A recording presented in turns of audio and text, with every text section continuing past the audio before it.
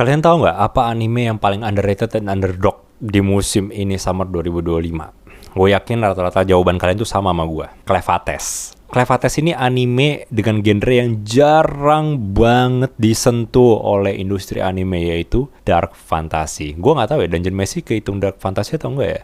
Tapi kalau yang ini benar-benar kelihatan banget, ketara banget dark fantasy ceritanya. Kalau kalian belum tahu dark fantasy itu apaan, dark fantasy itu adalah subgenre dari genre fantasi yang menggabungkan elemen-elemen horor dengan formula fantasi, menghasilkan cerita yang suram, menakutkan, dan menampilkan tema-tema mengganggu seperti kejahatan, sihir gelap, dan moralitas yang ambigu, terutama di moralitasnya, di mana banyak adegan-adegan yang ngebikin kita nggak nyaman ditonton, sensitif, bukan kayak penyiksaan, gore, tapi lebih ke arah psikologikal sih. Jadi itu yang sensitifnya lebih ke arah sistematik dunianya seperti apa, bukan dengan aksinya gitu loh, yang gore, yang penuh dengan siksaan, enggak. Tenang aja, untuk video review kali ini, Clevates, gue nggak bakal ngejelasin ceritanya lebih dalam, agar nggak nge-spoiler teman-teman yang belum nonton. Jadi premisnya itu seputar wilayah manusia itu, yang dimana manusia ini nggak bisa jelajahi lagi dunianya. Kenapa? Karena dikepung, atau istilahnya itu kayak di penjara gitu, oleh 4 wilayah yang dikuasai oleh 4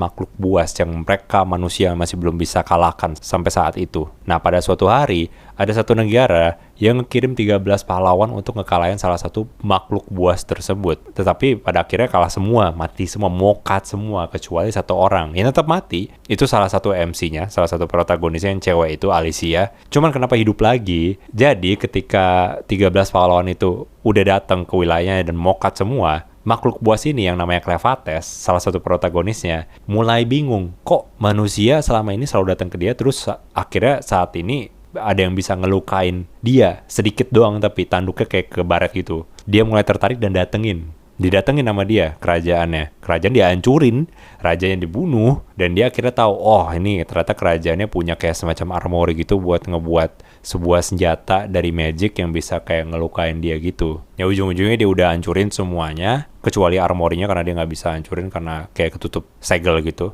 Dan pas dia mau balik ke rumahnya, dia itu ngelihat ada bayi tergeletak setelah kehancuran yang dilakuin sama dia di kerajaan itu. Terus ada penjaga bayinya itu yang lagi sekarat, dan penjaganya itu teriak ke Clevates, minta tolong untuk ngurus anaknya. Terus dia kayak ngasih alasan ke Clevates, karena Clevates kan nanya, apa urusan gue dengan bayi itu?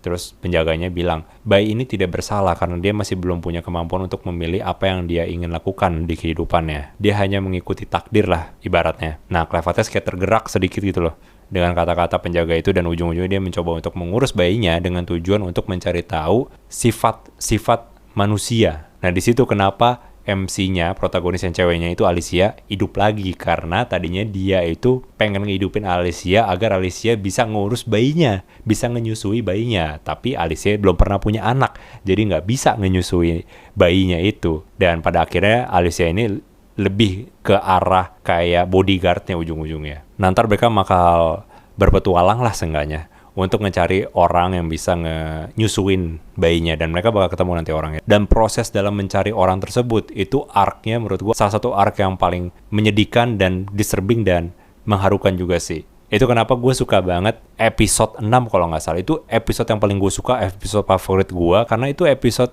setelah mereka udah menemukan orang yang mereka butuhkan untuk menyusui bayinya. Di situ Alicia ada berdiskusi dengan Clevates, atau nama aliasnya Glenn. Dia udah gagal menjadi pahlawan, dia udah bukan pahlawan lagi, udah bukan Yusha lagi, udah bukan hero lagi. Terus Clevates bilang, dan terutama kenapa dia bilang dia nggak bisa jadi Yusha lagi, karena kondisinya dia sekarang ini udah hidupnya abadi, dikontrol sama Clevates kan, seperti mayat berjalan, ya kan. Terus Clevatesnya bilang, gua nggak ada nyuruh lu buat berhenti jadi Yusha. Kalau lu mau jadi Yusha ya silahkan aja jadi Yusha, gua nggak ngelarang gitu. Ibaratnya dia kayak ngebilang, lu masih ada free will. Apa yang lu pengen lakuin masih bisa lu lakuin gitu. Walaupun itu lu udah jadi boneka gua, lu masih punya kemampuan untuk melakukan apa yang lu ingin lakukan gitu. Tapi dibalas lagi sama Malaysia, percuma, gue udah nggak gagal dan mustahil untuk menjelajah dunia agar perspektif dunia bagi manusia tuh bisa lebih luas lagi. Dibalas habis itu sama Clevates, dan ini menjadi kata-kata yang paling gue suka. Tetapi lu udah memperluas sudut pandang dunia bagi Neruru.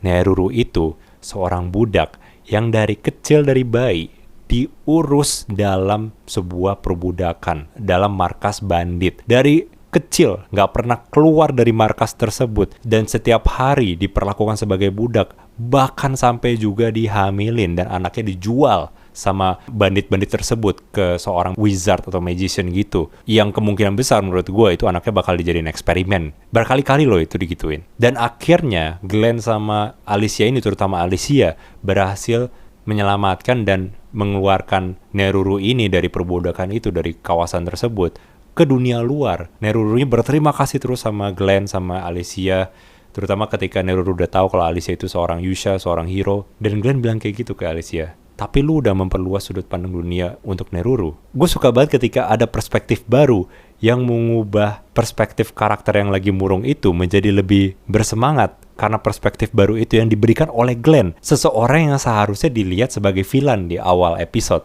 tetapi malah seseorang yang justru memotivasikan karakter di sekitarnya gitu, dan menyelamatkan karakter di sekitarnya kayak Neruru, kayak Alicia. Jadi lebih ke arah anti-hero kalau kata gue ya, daripada villain ya Glenn ini. Itu yang gue suka dan yang gue sadar dengan sebetapa menariknya karakter Glenn ini. Dan masih juga banyak karakter-karakter lainnya yang cukup menarik backstory-nya dan perjalanan mereka walaupun singkat ya. Apalagi di bagian akhir ada kayak perang besar gitu.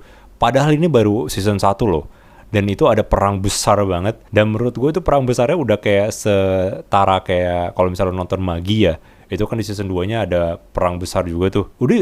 Itu udah setara kayak gitu loh. Hype-nya ada, ketegangannya ada, tekanannya juga ada. Padahal cuma 12 episode baru season 1 gitu. Gimana kalau nanti dilanjutin ke season 2, season 3, season 4? Ke bagian akhir cerita bakal lebih seru lagi cuy. Itu kenapa gue bilang nih anime tuh underrated banget, underdog banget di musim ini. Terutama gue bakal ngomongin kualitasnya juga sekarang. Kalau kualitasnya itu walaupun memang nggak yang sebagus-bagus banget kayak misalnya JJK lah atau nggak Kimetsu no Yaiba lah ya, tapi cukup di atas standar dan dapat menghibur penontonnya. Yang gue suka itu bukan di animasinya tapi lebih ke artnya. Kalau misalnya lu sadar, di setiap adegan yang agak jauh, agak wide gitu, lu bisa ngelihat karakter itu ada shadow di belakangnya, drop shadownya. Kalau kalian biasa sering ngedit video atau foto gitu, pasti kalian sering make efek yang namanya drop shadow ya. Ada kelihatan banget drop shadownya setiap karakter kalau angle shotnya itu diambil di wide agak jauhan dikit. Itu menurut gue menarik ya, karena pertama kali gue lihat tuh kayak agak aneh, tapi pas gue lanjutin nonton tuh kayak ujung-ujungnya kelihatan kayak jadi style mereka sendiri gitu. Kesannya seperti mereka menceritakan sebuah buku dongeng, tetapi buku dongengnya tuh bergerak gitu jadinya. Warnanya juga bervariasi, terang, nggak begitu yang suram-suram banget, yang kayak abu-abu gitu.